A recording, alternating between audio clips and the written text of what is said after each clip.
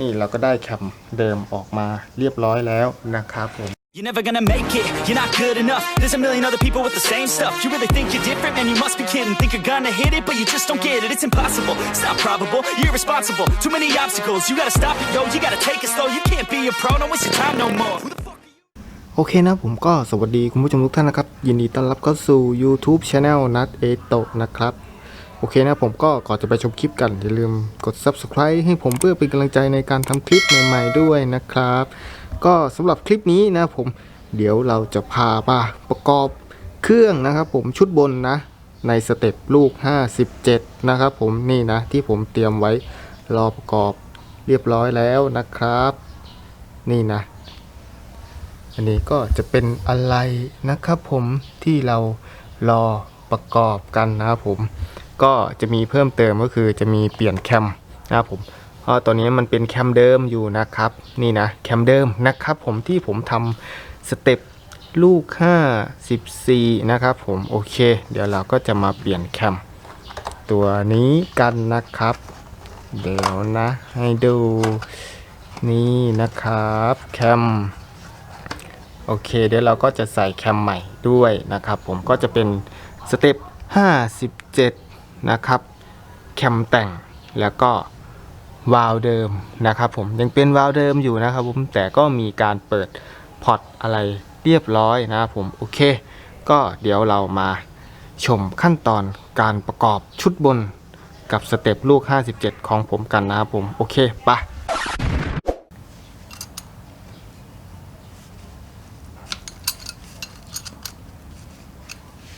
ก็ตอนแรกเราก็ต้องเปลี่ยนแคมก่อนนะครับผมเพราะว่าผมจะเตรียมชุดฝาก่อนนะครับ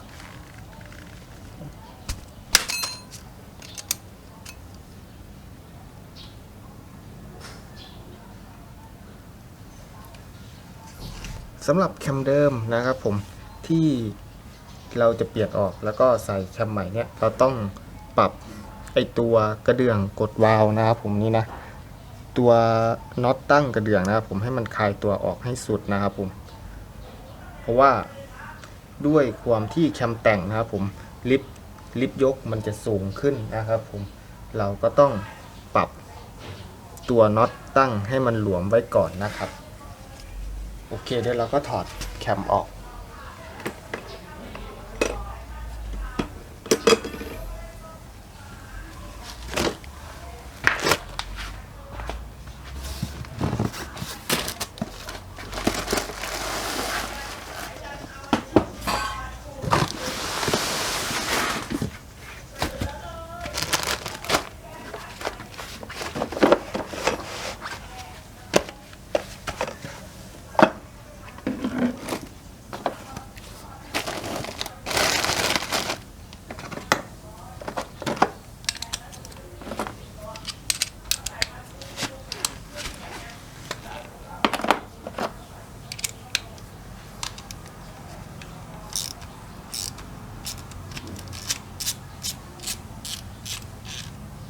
ก็ถอดตัวล็อก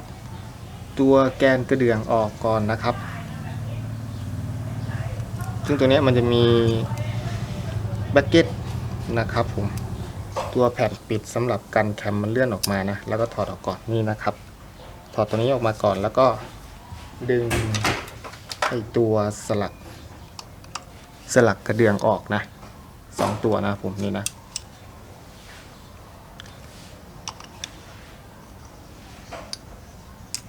โอเคนี่เราก็ได้แคมเดิมออกมาเรียบร้อยแล้วนะครับผมเดี๋ยวทีนี้เราก็ใส่แคมแต่งเข้าไปง่ายๆนะครับผมขั้นตอนนี้ไม่มีอะไรยุ่งยากนะครับโอเค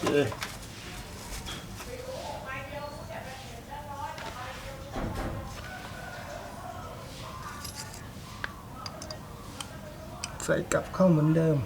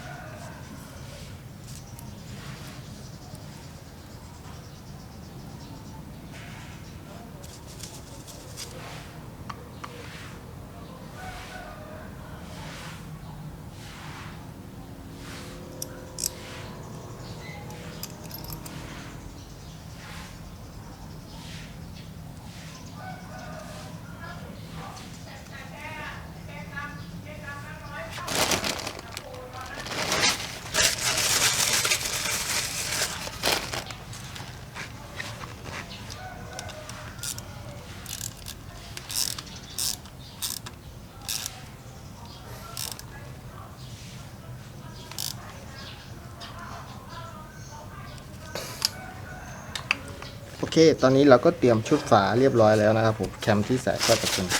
แคมแต่งนะครับผมเรียบร้อยนะครับโอเคก็เดี๋ยวเราก็มาใส่ชุดลูกสูบกันนะครับ